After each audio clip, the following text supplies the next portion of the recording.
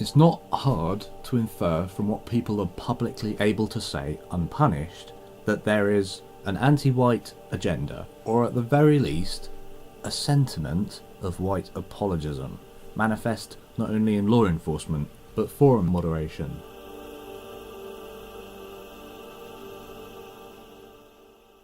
The cost-benefit analysis for opposing this point of view, often as far as the individual is concerned, can rarely allow for outspoken retort. Any benefit from promoting unity and protecting our culture are outweighed by the demonstrably life-destroying consequences of that challenge.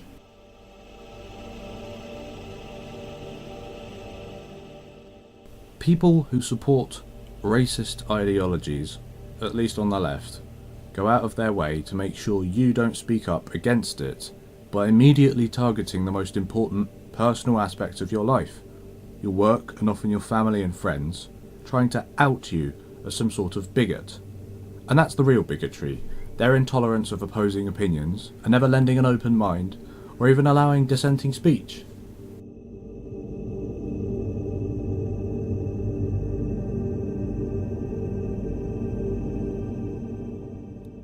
These phenomena are by and large coming from ideologies that fixate on identity, that see the world through a social constructionist lens, which leads followers to believe everything and everyone's roles are inherently malleable to a degree we've yet to observe in society as a whole.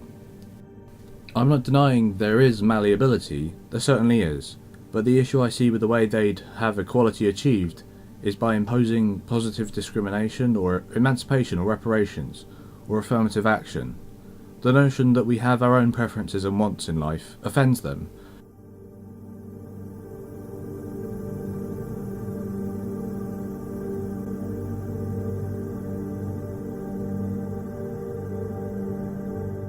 Thankfully, that bizarre notion of meddling and encouraging people into roles to achieve total equity of the identities is abandoned and best demonstrated by the Nordic countries, with the least barriers to entry for both men and women, allowing them to specialise as they see fit on an individual basis. They've championed equality of opportunity and allowed for unequal outcomes, and as a result, they have some of the happiest societies on earth.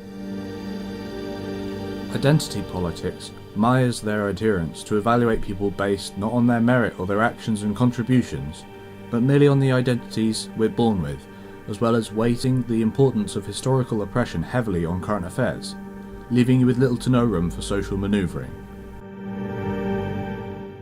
They are essentially racist. They think that if you are not white or some other privileged race, then you're somehow, in some cases despite your capital, less able. And if you do happen to champion meritocracy as a minority, you're painted as having some sort of internalised bigotryisms. White apologists are in favour of reparations and positive discrimination, which I'd argue confirm and bolster the idea that minorities aren't as capable as their whiter counterparts, which is a detriment to their self-confidence and counterproductive in the pursuit of equality. With these policies, you tend to see an increase in the difference between accomplished and failing rates, rather than an increase in overall accomplishment across the scale, which you'd intuitively understand as the bell curve of intelligence. The bell flattens with equal opportunities, and steepens with increasing inequality when you base your decisions on identity and not merit.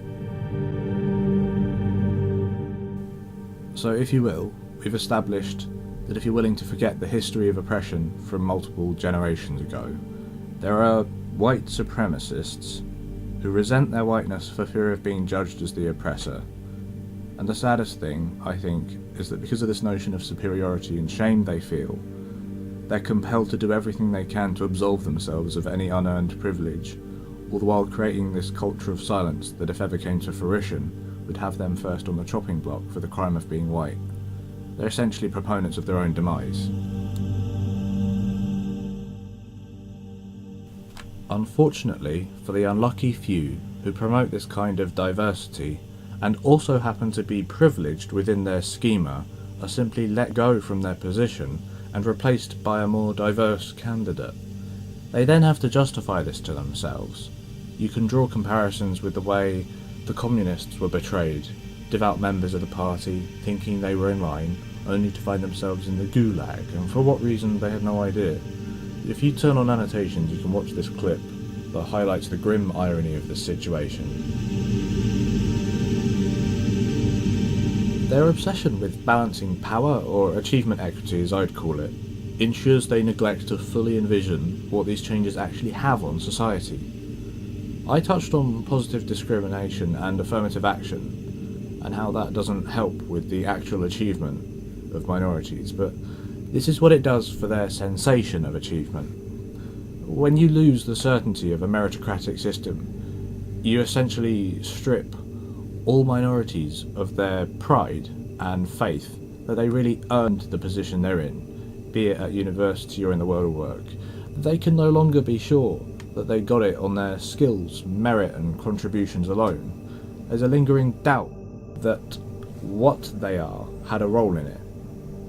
And by virtue of imposing these rules or quotas, we've effectively guaranteed that only white men can be certain that they have earned their dues in the face of discrimination.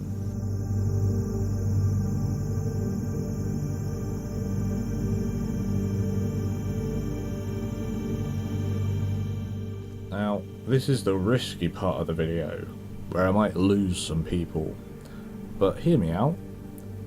I understand and totally support the sentiment of the 14 words, with one caveat, that I'd extend it to all peoples. But because I'd like to help alleviate this veil of silence that white apologists help reinforce, I'll just say that I'm a white advocate.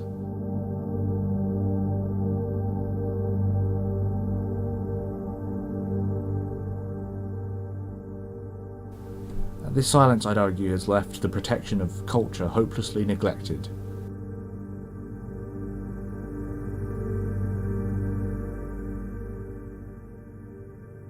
Which brings us to the scariest culmination of leftist bigotry, the attack on Richard Spencer, which received a shockingly low level of public condemnation.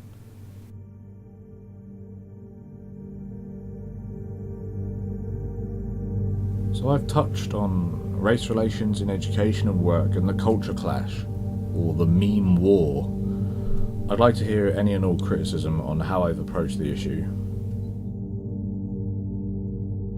If you're a progressive or a modern liberal, I hate the term because they tend not to be, but whatever, you get who I'm addressing. Please watch this clip and let me know if your opinions have changed with regards to how we should manage and mediate the struggle between the haves and have-nots.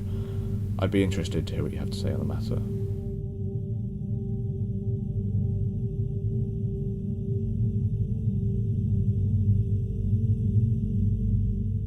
With that, I hope you've enjoyed this. Your reciprocation is much appreciated. So please, smash that MF like button and subscribe. If you listened all the way to the end, please comment with a rating, 1488 out of 10. Cheers.